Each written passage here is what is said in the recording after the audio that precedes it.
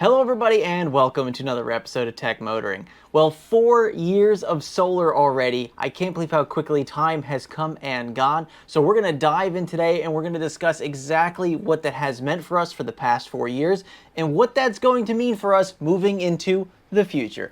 Hit that subscribe button, stay tuned, let's discuss all the numbers.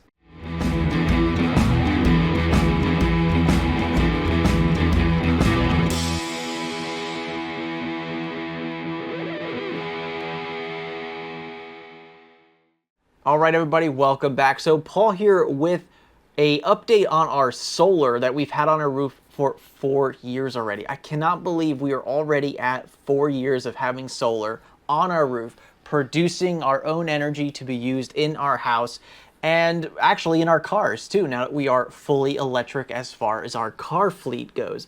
So today we're going to dive into some numbers. We're going to kind of keep this relatively short, talk about what this has meant for the past 4 years for us, what this has saved us as far as a monetary value, and what this means for us moving forward as well, because there's going to be some changes coming up in our electrical utility company rates. So we're going to talk about a little bit of that stuff, but first let's just dive into the numbers and talk about our 4 years of having solar. So jumping into our first slide here, we see the energy produced per year. Now keep in mind that we got our solar up in like the middle of the summertime. So it was basically July is what I'm calculating from. So this is going to be from July of the year we got it to June of the following year. And each column that you see here is a 12-month span from July to June of that year. So you can see that first year is July of 2020 to June of 2021.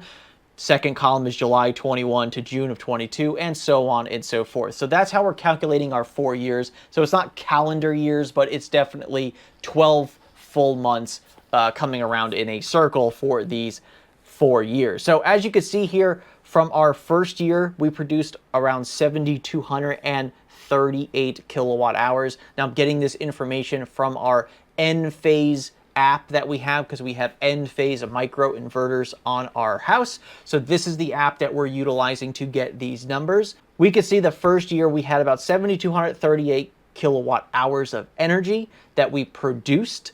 And then on the second year, we produced 7,688 kilowatt hours. So we produced quite a bit more our second year. Our third year, you could see that we produced less than 7,000. It was 6,970 kilowatt hours. And just this past year, we produced 7,347. So clearly you can see an up and down pattern here. Obviously, this has a lot to do with just your weather patterns. Did you have more clouds this year versus last year, more rain, more whatever that is blocking the sun from getting to your solar panels? That has a lot to do with it. And so that's why we see this very, up and down motion with these numbers. So it's very hard to grasp exactly if your solar panels are producing the same this year versus last year, or are the panels starting to degrade? Because on average, solar panels do degrade about 1% of production per year, give or take, based on the type of panels and where you live, and there's so many variables there. But we're looking at a pretty solid, in my opinion, a pretty solid production number. Now, in case you're not aware, we do have a 16 solar panel array on our roof. It is 16 370 watt Solaria panels that we have with enphase micro inverters. I believe they are the enphase 7 or 7 plus micro inverters that we have on our roof. So we are producing that much based off of a 5.92 kilowatt system. So that is pretty good to see. Now, a lot of people probably look at these numbers and say, I don't know what that really means. What does that mean to me? Well, it all really depends on what you use in your household on a daily basis. So if you were to look at your electricity bill, it would show you how many kilowatt hours of energy you used. And then you could kind of reference that based off of the numbers you see here.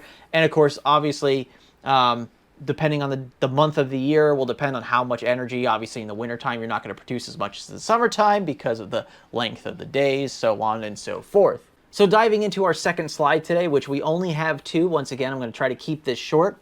It just goes to show you roughly what the numbers would be based on energy that we produced and theoretically over the course of the next so many years of production with our solar panels. So here you can see that when we produced over those 4 years, 29,243 kilowatt hours of energy in 4 years' time.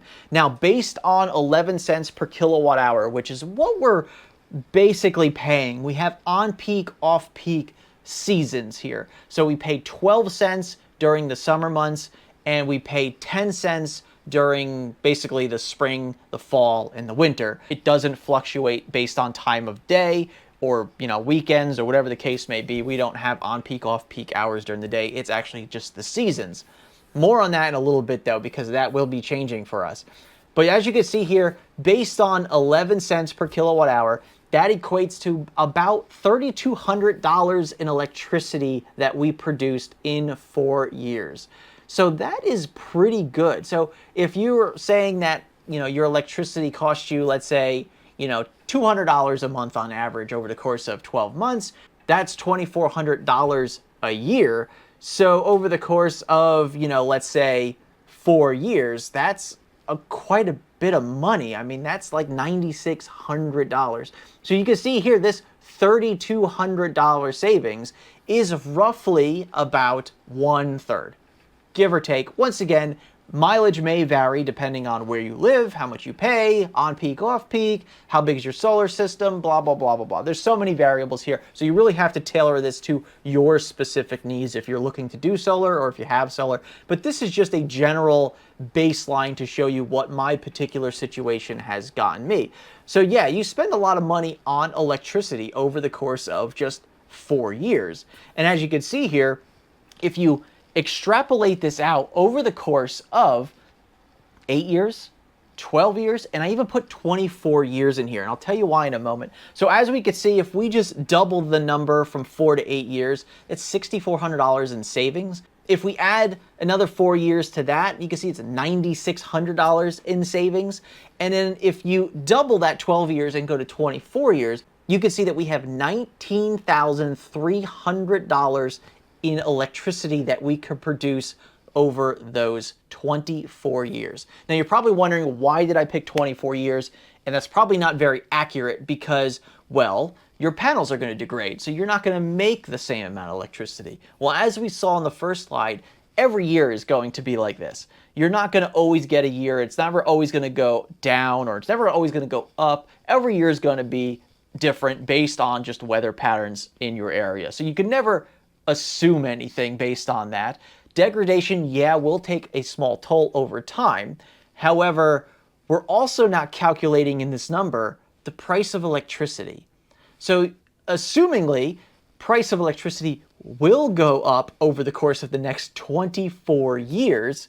And in that sense, then you're really going to be saving more money because you'll be producing more expensive energy, right? So if our energy goes up to 20 cents per kilowatt hour in 10 years, well, every kilowatt hour that I produce and use, that's saving me 20 cents for that kilowatt hour. So this is just based solely on the current cost of electricity and what it's going to save me over the course of that 24 years. Now you're probably thinking, well, 24 years, that's a long time away. My solar panels probably won't last 24 years, so that's not really an ideal number. Well, actually it is, because most solar panels will have a 25-year warranty on them, and they'll cover that degradation cost as well. So they might degrade down to, let's say, 85% of when they were new, but the warranty will cover sometimes 80%, sometimes 85%, give or take. It all depends on the manufacturer. But they will warranty panels even with heavy degradation over the course of their time. So in 24 years, which would leave you with still 1 year of warranty left on your solar panels, do solar panels pay for themselves? Yeah, they do, as long as you're willing to stay in the house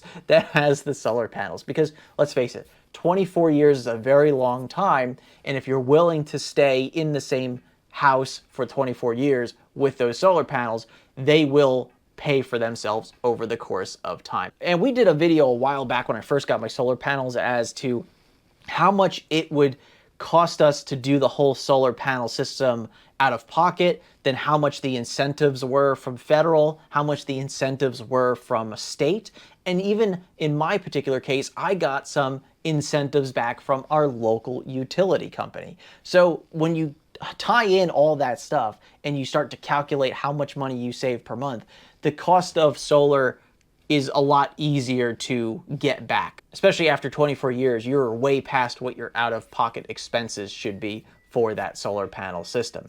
So anyway, I just wanted to kind of throw this out there and show everybody what the general cost and savings are of 4 years with my solar and the rough cost of what I'm going to save over the course of the next 20 years, providing we're still here in this house in 20 years time. But yeah, it's pretty impressive to see these numbers up close and to get an idea of what solar can actually do on top of stabilizing the grid. And of course, not having to produce energy in a dirty way or a way that's not really good for the environment. Solar is really just a great renewable resource. And if they last 25 years, I mean, you really can't ask for a better renewable resource solution. So in my opinion, I'm really happy with that. Now, just to kind of dive in on some future episodes here on Tech Motoring, we will be doing an episode about some changes coming up to our electrical utility company. They are actually going to be changing our rates here in South Carolina to possibly time of use with off-peak, on-peak hours during the day.